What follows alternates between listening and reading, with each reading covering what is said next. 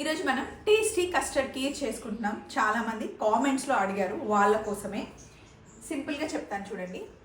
Custard వేడి నీళ్ళు already పెట్టేసుకున్నాను, తొందరగా అవ్వాలని గిన్నెలో నీళ్ళు వేసేసుకున్నాను. నీళ్ళు ఇలా వేడిగా ఉన్నప్పుడే నేను ఇందులో సేమియా వేసేస్తున్నాను. ఇవి ఆల్రెడీ రోస్టెడ్ సేమియా కాబట్టి మళ్ళీ ఫ్రై చేసుకోవాల్సిన అవసరం లేదు, వర్క్ చాలా ఈజీగా అయిపోతుంది. ఒక కప్పు సేమియా ఎంత తీసుకున్నానో దాంట్లో సగం సాబుదానాన్ని ముందుగానే నేను నానబెట్టి పెట్టుకున్నాను. సాబుదానా సేమియా కాంబినేషన్ చాలా బాగుంటుంది, ఇంకా విత్ కస్టర్డ్ అయితే అదిరిపోతుంది అనమాట. అయితే మొన్న నేను సేమియా కీర్ పెట్టినప్పుడు కొంతమంది నేను ఎప్పుడు సేమియా కీర్ చేసినా పాయసం చేసినా గట్టిగా వస్తుంది స్వప్న అని అడిగారు. ఎప్పుడైనా సరే సేమియా కీర్ పాయసం చేసినప్పుడు ముందు సేమియాని మనం నీళ్ళల్లో ఉడికించుకోవాలి. ఆల్మోస్ట్ ఉడికిన తర్వాత అప్పుడు పాలు పోస్తే గట్టిగా అవ్వదండి.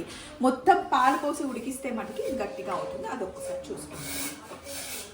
సేమియా ఒక 40% ఉడికిన తర్వాత అప్పుడు మనం అందులో సాబుదాన్ని వేసుకుందాం. ఎందుకంటే ఆల్రెడీ సగ్గుబియ్యం నేను నానబెట్టి పెట్టుకున్నా, ఒక 2 hours అయ్యాయి. కుక్ అవ్వడానికి ఎక్కువ టైం పట్టదు, చాలా ఫాస్ట్గా ఉడికిపోతాయి. అలాగే ఇక్కడ పాలు కూడా పొయ్యి మీద పెట్టేశాను, పాలు మంచిగా మరిగాయి, స్టవ్ ఆఫ్ చేసేసాను. సేమియా సగం ఉడికాక ఇప్పుడు సాబుదానా వేసేసుకోవాలి.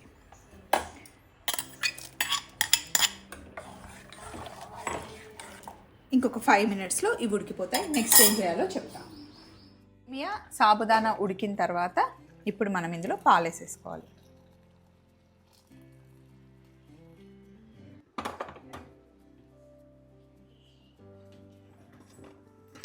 పాలు వేసిన తర్వాత ఇంకా సేమియా సాబుదానా కంప్లీట్గా ఉడికిపోవాలి. ఇప్పుడు ఉడికిన తర్వాతనే మనం షుగర్ వేసుకోవాలి. అలాగే కస్టర్డ్ పౌడర్ కూడా వేసుకోవాలి. ఇప్పుడు ఒక బౌల్లోకి కస్టర్డ్ పౌడర్ ఒక 2 టేబుల్ స్పూన్లు తీసుకుంటున్నాను. ఇందులో నీళ్లు వేసేసి మంచిగా స్లరీ చేసుకోవాలి. మరీ ఎక్కువ తిక్కు వేస్తే గట్టిగా అయిపోతుంది.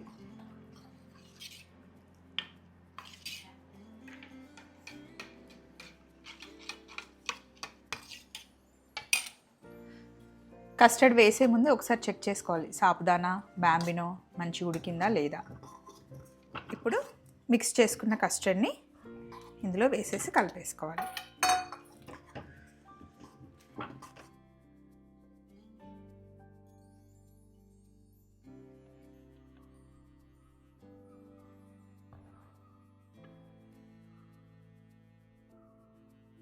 ఇప్పుడు ఇందులో మిల్క్ మేడ్ వేస్తున్నాను.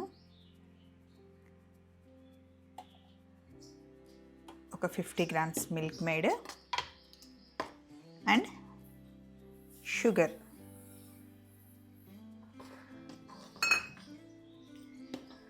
బాగా మిక్స్ చేసి ఇలాచీ పొడి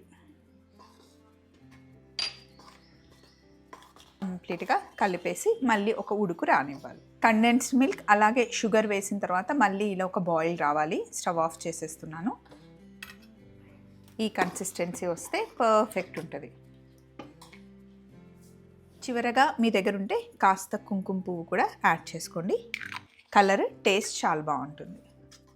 కీర్ ఉడికిపోయింది, దీన్ని పక్కన పెట్టేసి ఇప్పుడు మనం డ్రై ఫ్రూట్స్ ఫ్రై చేసుకుందాం.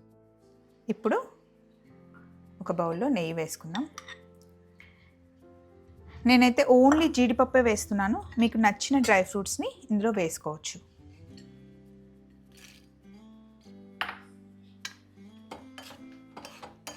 మంచి కలర్ వచ్చే వరకు జీడిపప్పుని ఫ్రై చేసుకోవాలి.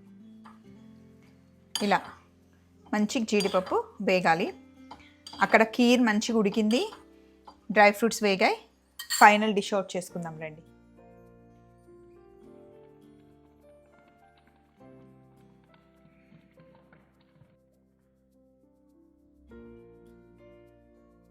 ఇప్పుడు జస్ట్ పైనుండి మనం డ్రై ఫ్రూట్స్ వేసుకోవడమే. కొంతమంది అసలు డ్రై ఫ్రూట్స్ కూడా వేసుకోకుండా ఇలా కూడా ఎంజాయ్ చేస్తారు. ఇట్స్ అప్ టు యూ అండి, మీ ఇష్టం. నేనైతే వేస్తా. వేడిగా ఉన్నప్పుడు బాగుంటుంది, చల్లగా అయిన తర్వాత కూడా ఫ్రిడ్జ్లో పెట్టుకొని తింటే అద్దరిపోతుంది కస్టర్డ్ కీర్.